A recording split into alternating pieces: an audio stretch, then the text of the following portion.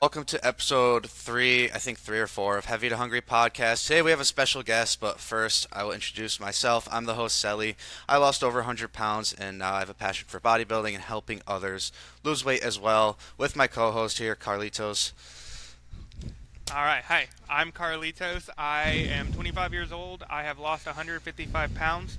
Um, while my buddy here, Sully, he focuses a lot about the physiology of like the science-based and bodybuilding stuff. I've been focusing a lot on like how mental health and weight loss and just like weight gain in general, how they go along with each other. So I'm gonna go ahead and introduce our new friend, Isaac. Hey, what's up, guys? Isaac, tell us about why you're here. What are you doing here? Why are you in this group of us like fucking dumbasses talking about weight loss? Yeah. So when I was 15, I'm 20 now, so I decided that I was tired of. I grew up as the fat kid in my friend group. I got tired of it, so I started tracking my calories, got locked in on the gym, and I lost 40 pounds in about 6 months. And I had a week or two where I went off track, and then that really spiraled me down for the last 4 years with this horrible binge restrict cycle, losing the same weight, gaining it back, and just doing that over and over and over again, really stalling my progress. And then in the last year, I've been really focused on fixing that and totally changing my life. So I decided to start posting about it, and here I am now. Yeah, I'm yeah, been pretty much binge free. I saw my abs for the first time, and yeah, and I just want to help people do the same thing. That's really awesome. Thank you for sharing a bit of your story. We'll get more information on that soon. But this podcast is going to be mainly about binge eating and how to prevent it, why do we do it, and other tools that you guys can use to kind of prevent yourself from doing it or at least limit it as much as you can. All right, I'm sure you guys can relate to this, but as three people who have lost a bunch of weight and kept it off, we're still kind of the same people. We still have the same personalities, and we might still have those urges to do it, but we just know how to control it a lot better because one, we understand why it happens now. We understand how to override that need, that craving, that feeling where we need to binge. And three, we've created structures and tools for ourselves to help us and not just relying on discipline. Right. So let's jump back to Carlitos. Carlitos, why don't you tell us how binge eating affected your previous life, still affects your life, and what are some structures that you put in your life to kind of help prevent it or override that feeling? No, that's a great topic. So when I was overweight, 350 pounds, I mean, food was my like it was my thing that I ran to. It was the emotional crutch I had. Anytime I felt sad, anytime I felt happy, any kind of emotion, it revolved around food.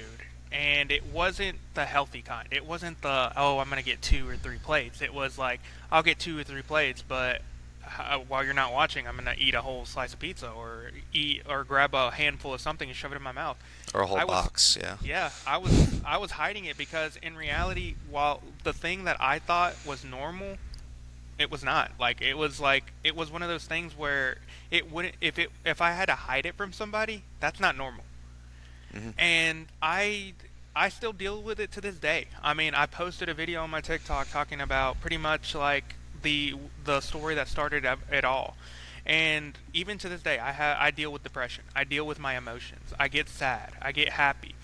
But the thing about that I've had to realize is there is nothing that is going to satisfy you in that minute, no matter what you do. It doesn't matter if you go find you a whole entire pizza. It doesn't matter if you go try to sleep with somebody. It doesn't matter if you try to find any kind of attention. Nothing's going to help. That satisfaction or that simple gratification just leaves even worse taste in your mouth. And That's a the bar. moment and the moment that you start trying to chase that instead of trying to find ways to structure your life, find ways to become busy, find different ways, start reading books, take walks, find or play a new video game. Just find things that occupy your mind instead of trying to make your emotional attachment food. And that's what a lot of people struggle with. I mean, like me being overweight. I don't know if y'all can relate, but I mean that was my crutch. It doesn't matter. Like some people have drugs, some people have alcohol. Food, it was mine. Yep. And the I sad think part, all three of us. Yeah, and 100%. Yeah. and the sad part is it's just so normalized that no one doesn't like. For instance, like drug addictions, alcohol addictions, but then food addictions are so overlooked. Hmm. Yeah, dude, food is tough because you can't just quit food. You know what I mean? You got to eat. If you just stop eating, you're going to die.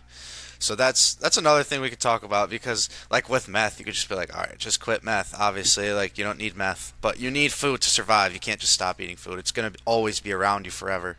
So you gotta learn how to fight against it. All right. So Isaac, why don't you tell us some of the structures and the tools that you use to help rid of your food binge eating addiction? Yeah, so man, I feel like it's already been said. I mean, No, no, man, yeah, put it in your own words. yeah. So the way I like to, help other people at least is I had to totally shift my goals, right? So those 3 or 4 years I was really struggling. My goal was always to get to the X amount of weight lost or to get to X% body fat, and that just wasn't for me because every time that I failed at that, food was my crutch, right? So now I'm binging, and then because I binged, I failed again. So then that cycle is just over and over and over. So for me, I had to totally stop looking at the output and I started focusing on input goals, right? How many times a week can I go to the gym? How many steps can I get in a day? What other forms of fitness do I enjoy? So for me, it was go to the gym 5 times a week, get no less than 10,000 steps a day, get 150 grams of protein per day. I really found a love for rock climbing, so I was like, go rock climbing 3 times a week. That was my social hour. I really, and then by doing that, I love the process of it, right? And it was really easy for me never to fail at it. But then it also set me up for like, if I wanted a cookie, if I wanted pizza, I wasn't failing at anything by eating that because I still hit all the other things I told myself I was going to hit. And so by doing that, I got the leanest that I had ever been. My goal wasn't even to lose weight, and then I began doing it just because I started living like someone who is already healthy, is already living that active lifestyle, Hmm. and that is by far the biggest thing. It's what I do today. I mean, any goal I set, I try to focus on what can I put in rather than what it's going to give me. Absolutely. So what you did essentially was you shifted your identity by putting in the work and giving yourself proof that you are this person, right? Exactly. Yeah. Instead of putting on a front. Yep. Right. Yep. Yeah, dude. So as far as weight loss goes, like even for me, and these guys kind of hit it on the nail, but I'll kind of tell my story a little bit. Same thing. Usually, like the really important part of this whole thing is finding other ways to enjoy life other than the comfort from food. Because right, because binge eating is just pleasure. It's not you're not actually hungry. You're just actually escaping from something else. For me, it was let's say uncomfortable family dynamics that just built up over time and binge eating food was the one time where my brain was silenced, where that anxiety shuts off, right? So once you could just identify that and understand that do you guys hear that? Yeah.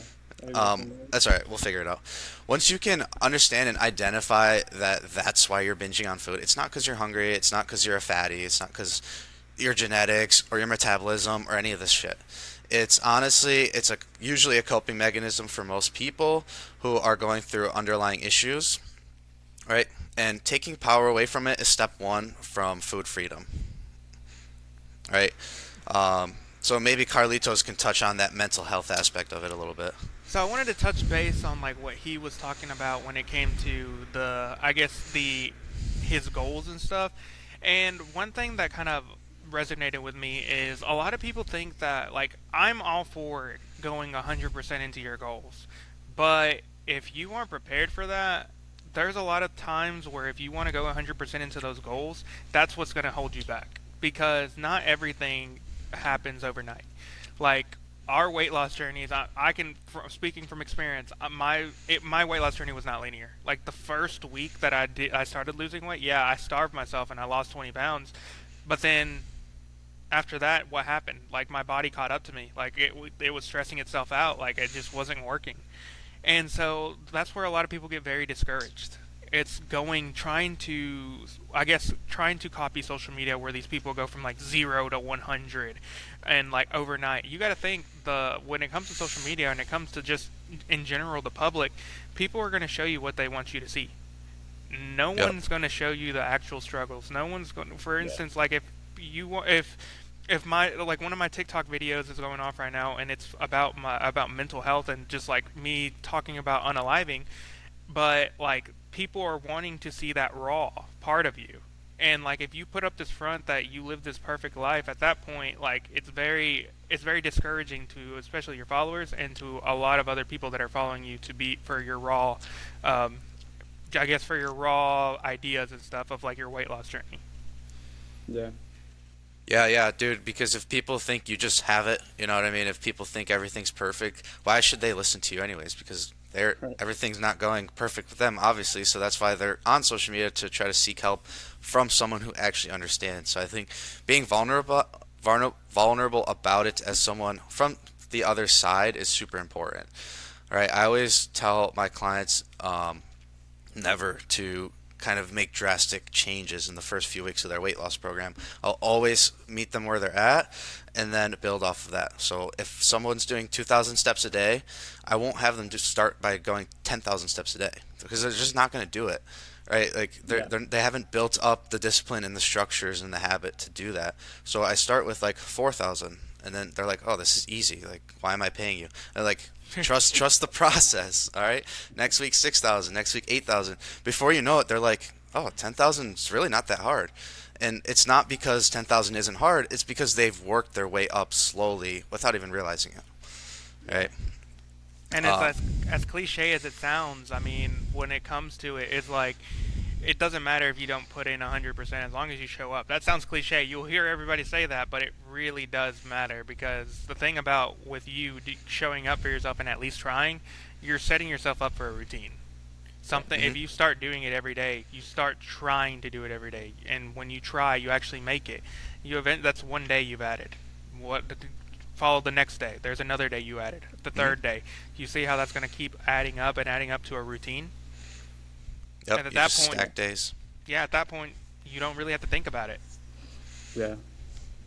Absolutely. And as far as people watching this who kind of struggle with that problem, always start small, all right? So don't just go from uh, everyday binge eater to pretending that you have this perfect life the next day. Like you're not going to change overnight like that. You have to meet yourself where you're at and start developing tools and structures in your life to start preventing that. So that's the next thing I wanted to talk about, like specific process goals that you could give yourself to kind of alleviate this binge eating problem. I'll start. For me, probably one of the biggest things that helped is a mindset thing. All right, it's a psychological aspect of it, which is um, starting to look at food as really a fuel and not a comfort, right? And starting to appreciate the food more, because before it's gluttony, right? Just binge eating on food. It's gluttony. It's mindless. It's like your brain starts taking control. You're not in control anymore. When you binge, it's like you blacked out, right? After you're done eating, you feel sick, you have shame, you have guilt, and all this stuff. But if you could start appreciating the food for what it is, this thing literally keeps you alive, and it tastes amazing, and it's incredible. And like whether you're religious or not, you can appreciate the food that's in front of you, that's fueling you and feeding you and keeping you healthy and alive. All right, just having that distinction in your mind, I think, is super helpful for a lot of people. But Isaac, what are some things that you kind of do or think about, or some structures that you have in your day? Yeah, I'd say the biggest thing, the biggest change I made was, kind of like we talked about, like, I got to the point where I was binging multiple times in a day. So I had to understand that I'm not gonna like it's not gonna be the last time. It was always like this is the last time. That was never the case. So I really had to think about, okay, I've messed up. I've binged it. What can I do now? And in the past, I would, do more cardio. I'm going to restrict even harder tomorrow. So the biggest thing that I had to do, and even today, is if I did something yesterday that I'm not proud of, I have to forget about it. Today's a brand new day, and every single day on my social media, I have a reminder. It's like if you binged last night, no, you didn't. Like move on, forget about that. Whatever you were going to do today originally, just do that. And then, like we've already talked about, that really, it sets you up for consistency. And again, like we've already talked about, consistency is really just how many wins have you stacked versus how many losses have you stacked.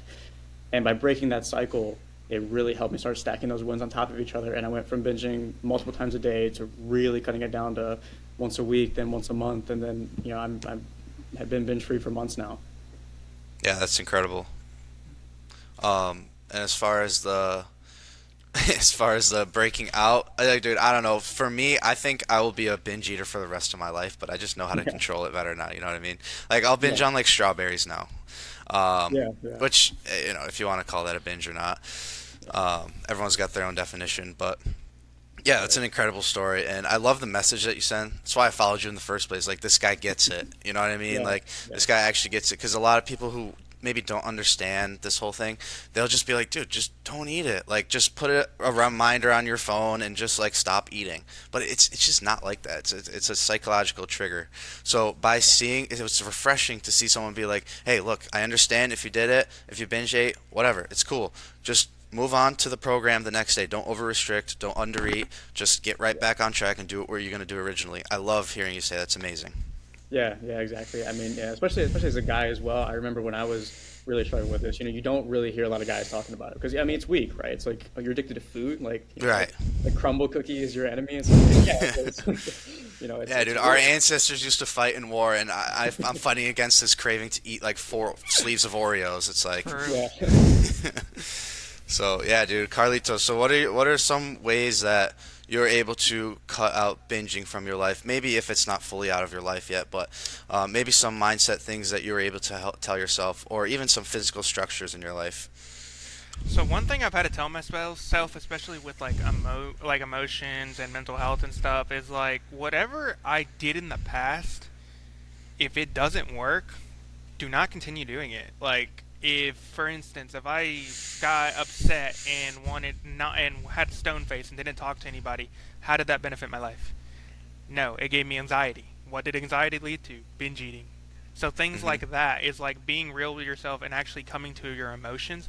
And one way that I've been able to help structure that and be able to like mitigate the binge eating is kind of like what Isaac said, and like setting up other goals. Like I'm of course I'm a fitness. I'm not gonna say I'm a fitness influencer, but I post fitness stuff. I do weight loss stuff. But I've also now taken up the guitar. I've also I now saw learned that. how to play drum set. I've learned to take up different aspects of my life and just add more value to it. And what that is helping me with is, for instance, I don't know how to play. I didn't know how to play guitar 2 weeks ago, and now every night when I go home, I'll play a couple chords and try to figure out what the chords are. That's getting my mind to work on doing something other than doom scrolling and then other than watching TV. Hmm. Because what that's making me do is learn. It is making me use my mind in that moment to learn the song. Compared to if I were to just be doom scrolling or be watching TV, what's going to happen? You're going to get bored because there's really nothing you're learning. I mean, like, you might have your favorite show and everything, but let's be honest, like, you're not learning anything from it. You might be entertained, but you ain't learning anything from it. And so that's really what you kind of like me. I struggle with binge eating at night. So what am I gonna do? Find things to take up space at night.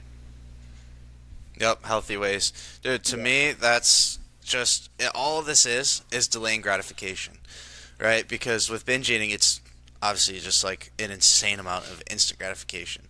It's an incredible. It's like it's an unlimited amount of instant gratification. But the more instant the gratification, the more delayed the nonsense, the negative um, that comes from it, right? Yeah. So what I mean by delaying gratification is like, just think about it. If you have an urge to binge, think about how good it's gonna feel to binge on that food. Like you obviously we know like how good it feels in our mind, but think about how much better it feels waking up the next day knowing you did not binge last night, even though you had the craving.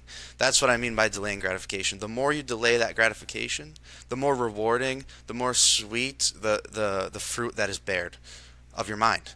Right? Everything's in the brain, obviously. So if you could learn how to rewire your brain, which you can try to do by all these tools and structures that we're giving you guys. But if you can learn how to rewire your brain and start learning how to delay gratification, oh, this is something Carlitos was saying.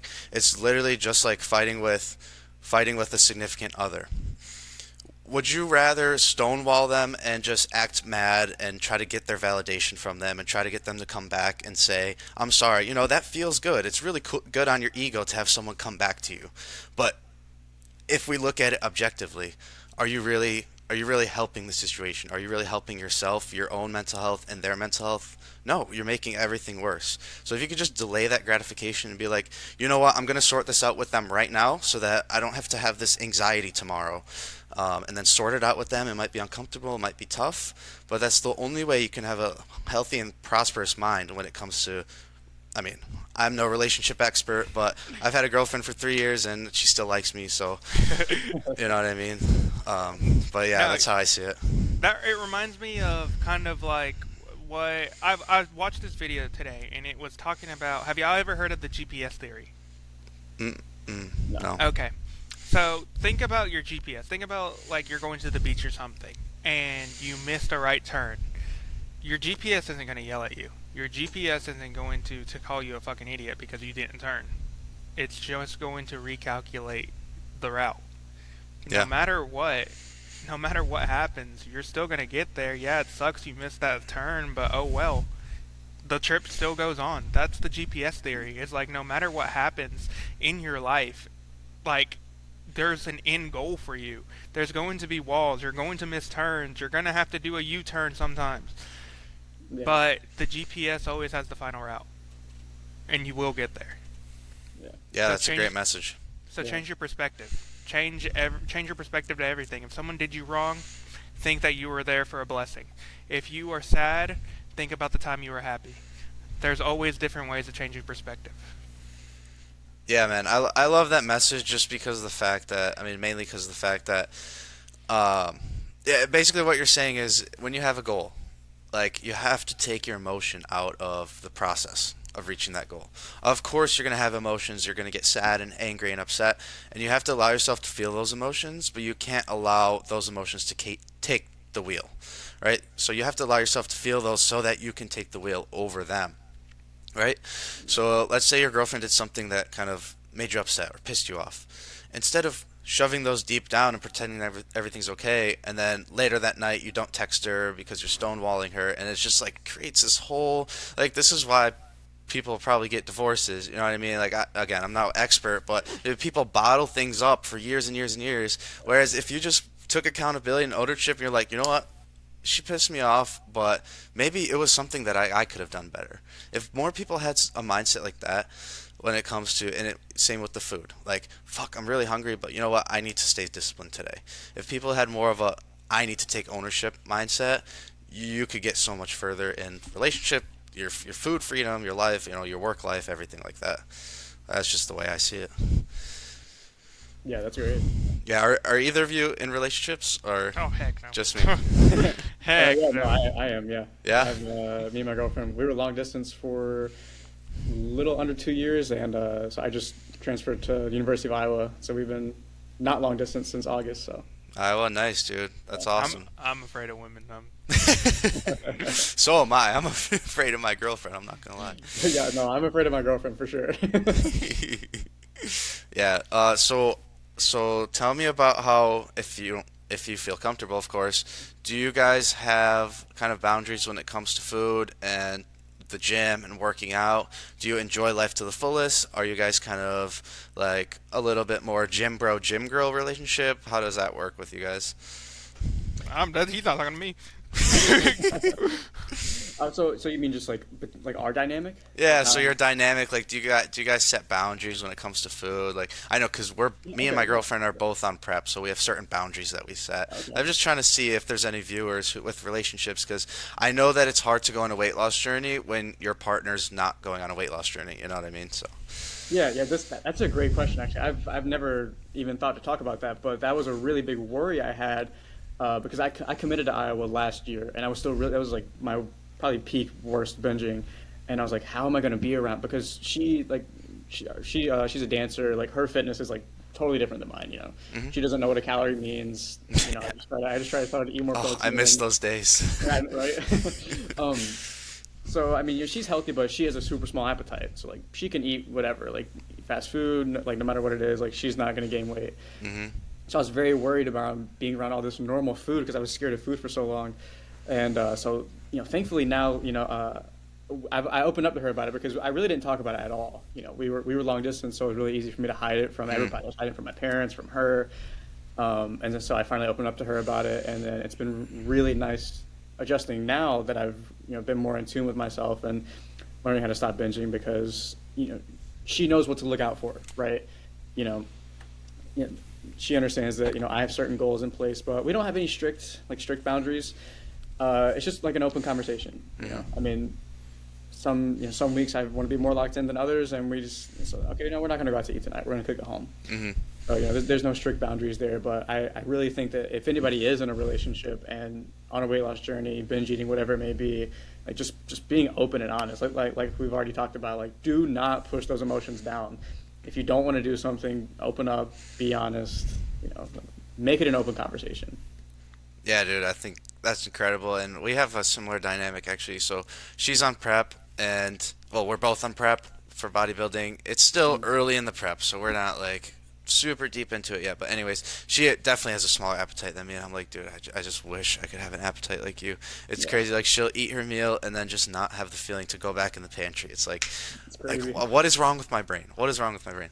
But anyways, there's been many instances during this prep where she's caught me eating something I shouldn't be eating. She's like, she doesn't get pissed, she doesn't get angry, she doesn't yell at me, she doesn't tell me to put it away. She says, "Why are you eating that?" And then, because it kind of provokes your mind without, and I just have to not let my ego get in the way. One, and I have to not let my past habit of hiding it and lying about it to not get in the way. So I'm like, you know what? Most 9 times out of 10, I'm like, holy shit! Like, I don't know why I'm eating this. It's just, I don't know. It's just, it was a habit. I guess it's such a weird thing to explain to someone. Yeah, But anyways, she helps me out a lot with that. So if you, like you said, if you're open and honest with your partner and they know what's going on, and you guys are both emotionally available and intelligent, then you guys will be able to handle it very well. yeah, yeah. While while I can't speak on girlfriends, I can speak On on boyfriends, no, I'm just ah, kidding. no on friendships and relationships in general. Uh, you for people for people you love, you are going to have an uncomfortable conversation. That like if they truly love you and you truly love them, there's going to be situations where there's going to be some questions asked that are going to make you feel a certain way, and depending on how you react is really the outcome. So, like for instance, Sully was talking about him and his girlfriend. He was eating blah blah blah. He could have reacted and been like, "Oh, well, I'm a fitness coach. I know what I'm doing. Like, don't question me." No. And I will say I have responded like that in the past, and you just have to identify it and learn and grow from it. And the thing is that's an uncomfortable conversation. Hmm. That just shows that she cares, and the way he responded, he cares. They were able to talk it out. They realized the problem. They pinpoint the problem, and they resolved it. That's how, in general, all relationships which can be friendships, can be romantic relationships, can be family. Like in general, you're just gonna have to have. There's sometimes you're gonna have to have those conversations, and the way that you go about it is going to reflect a lot on your character. And with that, if you reflect poorly on that, not there's not going to be a lot of people that are going to be in your corner. Yeah. Yeah. No, it's totally kind of what you're saying. You just have to take your ego out of it most of the time. I feel like about 9 times out of 10, people's egos get in the way. Try to save face, right? Instead of basically what I mean is you're trying to save your reputation, your character in the moment, instead of developing your mind and your long term success as a human being, right? As a human being, like as someone who wants to be intelligent and um, you know someone who wants to be compassionate and empathetic and things like this, you have to kind of take your ego out of it, and you have to let your ego take hits, right? So that it can progressively get stronger each time, all right? But not come out at wrong times, right? You have to learn when to use it. But anyways, we're getting pretty late into the podcast. I had one more topic I wanted to talk about, and this is about cardio. Okay, so a lot of people think you have to do tons and tons of cardio in order to outdo a binge, right? Let's say someone binge, the next day they'll wake up, they'll do 3 hours on the stairmaster because they're like, all right, I'm canceled out now. So before I say anything, I want to ask you two, what do you guys do for cardio currently? 10K steps. That's it. Yeah, same Okay. here. I do a bunch of walking, so same. That's crazy. Runs Me not too. today. I do 15K just because I'm on prep. I have to take it a little Mhm. further. But guys, notice how all three of us, we don't do cardio. Like we don't do high intensity like Stairmaster. Maybe once in a while, I'm sure we hop on there, Yeah, get a sweat or whatever. But we don't do like this high intensity cardio. We just are active more throughout the day. yeah. All right, so okay, so tell me about some experiences that you guys have had with overdoing it on cardio, if any. Oh, I mean, on prep, I had to go in every morning for an hour and a half, and then at the end of my workout, I had to do another 30 minutes to an hour. Like, I mean, that's the reason I don't do it anymore because, like, Yeah. I couldn't, I just can't. Like, I was getting up to like 20K steps, Yep. and like, part of me, like, I still get on the treadmill. Like, I won't do it every day. Like, my rule is right now, I wake up early enough that I come to my work, and I work kind of like in a warehouse kind of thing, and I'm able to walk around for an hour and get 7K steps before 6 a.m. And all I do really is either record videos, edit videos, in the comfort of like, kind of like heated right now because it's cold. So like, if I don't hit the 6 to 7K, okay, then we might have to, we might have to add 10 minutes, 20 minutes on the stair, not stairmaster, but treadmill. That's just the sacrifice we make. I mean, like if Yep. I woke up early enough and got my 6K, 7K steps, by all means, though I don't have to go do cardio. But if I wake up late and I don't do what I'm supposed to do, we have to do what we got to do. Yep. Yeah. 100%. Yeah, 100%. This isn't necessarily a punishment cardio thing, but one of the an interesting thing about me is I trained for a half marathon 2 years ago, so I was like still binging like crazy, and I actually ended up gaining weight training for a half Wow. marathon. So cardio was not Yeah. my friend. That's wild. Um, yeah, but as for punishment cardio, I mean, nothing crazy, just the typical. It's like, okay, I binged last night, like I'm gonna spend the next 3 hours on the treadmill at Planet Fitness tomorrow. And then I wouldn't stick to it, so I'd do it for an hour and a half, and I was a failure. So then I'd walk to the Walmart next door and go binge on 10,000 calories and do it all again the next day. Yep. Yep. Wait here. Let me dig deeper here. So what? I have two questions for you. One, can you just dig a little bit deeper into the why punishment cardio isn't good? Because the people will still hear this and be like, okay, it's just cardio. Like that's what you have to do to lose weight. But just dig a little deeper in that and why maybe it's not the best idea for after a binge. And number two, I want to ask you what your favorite binge foods are, and then we'll wrap this thing up. Okay. So I have a kind of a perspective on that question. Yep. So think about it like this: you're a kid, you really want snacks. Your mom tells you no, and but it's like a healthy snack. It's something that normal kids are eating on a daily basis. You see them go take it to school. It's normal, and then all of a sudden, you try to go for it, and your mom smacks you on the hand, and then you live with that over time. Like now that you refer to that treat as a slap to the hand. That's the same way with cardio. It's like if you find a way to enjoy it, it's not going to feel like punishment. But then the moment you start forcing yourself to do something that you're not comfortable with, then at that point it is punishment because you're not wanting to do it. Right, when it becomes like a making up for something else, right? Hmm. Yeah. Yeah. Yeah, I don't honestly have much to add on to that. That's exactly why I think it's an awful thing to get into. It's just it reinforces the cycle. It doesn't break the cycle at all. It reinforces it that Hmm. like, okay, I've binged that, like I like for me it was just like by doing that punishment cardio, that was me telling myself like, you failed. You're bad. You've done Yep. something wrong. And so then it's like, what when food is your comfort, if you keep telling yourself you're wrong, you're just going to go back to food. Yep. And not to mention, doing all that cardio makes you so hungry. Like I feel Oh like yeah, that doesn't get 100%. talked about enough, you know? Like it just doesn't make any sense. Yeah. All right, so before we wrap this thing up, all right, I'm gonna set a scenario here. You wake up, it's a Sunday morning, and you don't know what calories are. You don't know what fitness is. But you're a binge eater. All right, like so maybe dig back into your couple years ago. You get like 5,000 calories to spend, and those calories don't count. What are you eating? Oh, I'm going to Cracker Barrel, getting the Mama's breakfast. Then I'm going He's to ready. then I'm going to go to Looking Good Donut and get half a dozen of Glazed croissants and fat-free milk. Fat free milk. Out of all, bro, I'm dead.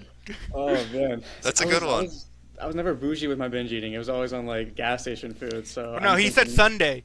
So Sunday to me, the Cracker Barrel is like the go-to around here. I've never actually been there, so I'll yeah, have to try it. that's not bad. Oh man, I don't know. I think I'm probably going to there's a bakery here, Bread Garden. They have these like chocolate croissants. I'm bodying 4 or 5 of those, and oh my gosh, I don't even know what to do after that. So I was always a late night binge for me. It's never All right, really like let's go through a a full day of eating with you. okay, yeah, yeah. So I'm doing that, and then I'm probably gonna go to sleep for a couple hours because I feel awful, and then I'm gonna wake up. Mine was pizza. I'm going to this local pizzeria. I'm getting large meat lover pizza and these mild teriyaki wings, as much ranch as I can possibly get, body and all that. And then there's like this chocolate chip pizza. It was like it's the best thing on the planet. It's supposed to serve like a family of 4, so I'm bodying that whole thing. Yeah. And then I'm probably gonna stop at the gas station on the way home, get some Nerds clusters, probably and probably a Dr Pepper Zero to balance it out. You have to balance Ooh. it, exactly. Yeah, yeah. Oh, that's I'm, awesome. I love it. I'm gonna have to repeat mine if we're doing late night. Go ahead, go ahead. Okay, so this is my anybody that actually knows me in real life and knew me during this time. They know this is my exact order because I've had to ask it several times. Gosh. 2 McChickens, 2 McDoubles, a basket of fries. That was back then when they had baskets. They have baskets? Yep, Oh, the basket of baskets were the fries best. What? How did I With not a- know about this? with Yeah. a large fry, 2 strawberry cream cheese pies, and an apple fritter. God. That just sounds... I don't even know if that sounds appetizing at that Well, point. well, when you were a fat ass like me, Yeah. you would stack the sandwiches together with fries. Dude, I used to do that. I used to do there was a big trend where you take a McChicken and McDouble and you take out the bun and whatever. All right, so mine, here we go. So we wake up on a Sunday, we have a nice, like, half the box of Fruity Pebbles into a big-ass bowl. Like, not a regular bowl, but, like, a mixing bowl. And then you get the full fat, gotta get the full fat milk, extra calories, extra fat. And then you drizzle, so Fruity Pebbles, honey, and then you drizzle milk, and then you drizzle honey on top of it and maple syrup, just because you're a piece of shit. Right, so you have like literally at least half of the box of Fruity Pebbles, the family size box by the way, and like maybe a quarter gallon of milk. That's 2,500 calories in the morning. All right, then you go whatever, do something, and then I'll go to Wendy's and get a 4 for 4. Maybe I'll get 2 actually, 4 for 4s. Comes with like the nuggets, the fries, and the big the cheeseburger, and of course the diet drink. You can't drink your calories. That's ridiculous. All right. After that, I'll come home and eat what my mom made, and I was interesting. I would binge on like the healthy food too, and it was just terrible. I would like binge on the chicken thighs and broccoli. It's just whatever I could lay my hands on. But anyways, I have a pretty balanced dinner, but then at night is the worst, especially after I got my car. I worked at a grocery store called Hagedorn's. I would drive there and I get a nice little like 10% discount. I get a family bag of Cape Cod, those extra crunchy chips, but the plain. It can't be flavored Yeah. because then you just keep eating them. That, and then I would get the grandma's cookies, like the circle in the red pack, and it comes with 2. So I'll get that, and then that's pretty much it. Like that's kind of what a full day of eating looked like for me, which is terrible. But yeah. Okay, I gotta add one more thing before we wrap it up because this is like this is out of everything I can think of. This is the most disgusting thing I've ever done. I used to work at Burger King, and we used to have a wastebasket where we would God. throw away food, and you would have to count it and stuff. So what we used to do, I would make me a quadruple baconator, and I didn't have to pay for it. I would make it, wrap it, and throw it in the wastebasket. Oh God. And I wouldn't just do one. I'd do like maybe 2 or 3, and then I'd go throw away the waste, and either I'd eat one while I'm back there, or I'd throw them in my car. So when I got off work, I would eat them. Dog. That's wild. You know what? That reminds me. I was volunteering for the Buffalo Bills, the NFL team, and we were like back there cooking the one of the kiosks or the food stands, and there was no supervisors back there. So I'm literally just eating the entire time. And this was like last year. Like this is after the weight loss, but it just goes to show like something, especially in stressful situations. You know what I mean? Your brain goes to that comfort so easily and so fast. But anyways, that reminds me. I was just like snagging a fry here, making a sandwich here, and no one told me anything. Like no one said anything. Yeah. Working around food when you have an addiction to food is the worst. The worst thing Yeah. ever. Oh, it's That the terrible. pizzeria I was talking about, I used to work there. That's why I always go there. I got people to Okay. sit down. And Wow. I would purposely mess up pizzas, and because it was small family-owned place, like they would just let the employees take the food home at Okay. night. So I'd always make food that no one else would want. It'd be like some weird combination, and so I just get to take home like large pizza and wings Oh for my free. gosh. Yeah, Yeah. it was brutal. It's crazy how our brain like just like finds a way to get it. You know what I Yeah. mean? All right, man. Well, let's wrap this thing up. It's just probably one of our longest ones yet, but Carlitos, thanks for joining as always, and Isaac, thank you so much for coming on to the podcast. We'll definitely be having you on again. This was super Hey, I fun. mean, like I was about to say, this is pretty fun. We can do this on a weekly basis, and I feel like this would help us with our scheduling and stuff and repetitiveness. Hmm. Yeah, with our I consistency. appreciate it, man. I appreciate you reaching out. I loved it. You know, it's always nice to talk to people who understand what you've gone through and what people around you are going through. Absolutely, man. So, biggest takeaways as a viewer watching this, like number one, like we already talked about it, but stop the punishment cardio. All right, just move a little bit more. All right, every day instead of doing like 3 hours of cardio twice a week. It doesn't make any sense. It makes you more hungry, more likely to binge. You're repeating the cycle, etc. And then Isaac, I want you to say your famous quote before we finish off. You binged last night? No, you didn't. Yes, sir. No, you didn't. Move You get on. right back on the program. Yeah. Yes, sir. Amen. Carlitos, any last words before I shut this off? If anything to take away from this podcast, especially like what I was saying, is really look into the GPS theory. It really didn't change my perspective and things, and like once you kind of listen to it and actually like try to apply your life to it, it changes your perspective on a lot of things. Absolutely. Well, thank you guys so much for coming on. I hope we could provide value to anyone. If anyone made it this far, I mean, I love you. Drop a like and a comment. It's very unlikely, but hey, you never know. Maybe there's that one person that finds some value here. But anyways, this is going on too long. My girlfriend's about to beat me up. I love you guys. Thanks for coming on. I appreciate you. And just hearing your stories is honestly incredible. It's super inspiring and motivating, even for me. All right. We'll see y'all. Hey, we're doing this again next week, so see y'all then. Yes, sir. All right. See you guys.